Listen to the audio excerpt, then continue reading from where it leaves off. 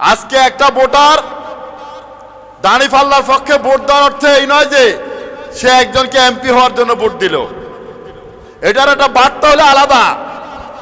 তার এই ভোটের আবেদন হচ্ছে সে নিজে স্বেচ্ছায় কোরআনের আইনকে গ্রহণ করার জন্য প্রস্তুতি নিছে। সে প্রস্তুত কোরআনের বিধান মানার জন্য, এবং সে দেখতে চায় এই সমাজটাই রাষ্ট্রটা কোরআন দ্বারা চলুক। এই ভোটের বার্তা হচ্ছে এটা। আর জেনেই কোন মানবরচিত আদর্শের পক্ষে ভোট দিবে, কোরআনের পক্ষের প্রার্থী থাকা সত্ত্বেও তিনি প্রমাণ করেন যে তিনি কোরআনের আইনকে পছন্দ করেন না,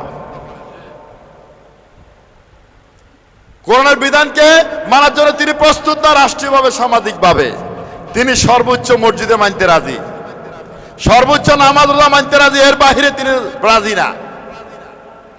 তাহলে এই যে 50% মানা 50% না মানা, এই ভুল কনসেপ্টের উপরে আমাদের ইমামদাররা দাঁড়িয়ে আছে।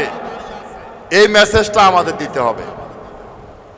অনেকগুলো কারণে দায়িত্ব আমাদের উপর বার্তায়, কারণ আমরা এটা বুঝেছি, এটা মানুষকে বোঝানো আমাদের দায়িত্ব। আমরা যদি না বুঝাই তাহলে আমরা গুনাহগার হব। এবং এই কাজটা কি, যেই জমিনে দিন প্রতিষ্ঠিত নাই সেখানে দিন প্রতিষ্ঠার কাজ করা ফরজ, ফরজ, এটা করাই লাগবে। এই জন্য আপনাদের 1 নম্বর কাজ দিলাম, আপনারা জানুন ইসলামী রাষ্ট্র কি, এটা কিভাবে চলবে, এটা কারা চালাবে।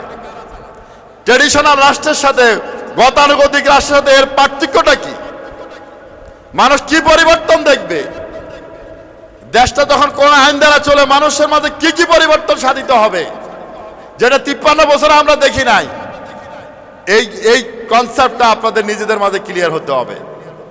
তারপর দরদ ভরা দিল নিয়ে প্রতিটি ভোটারের সামনে এটা প্রেজেন্টেশন করতে হবে।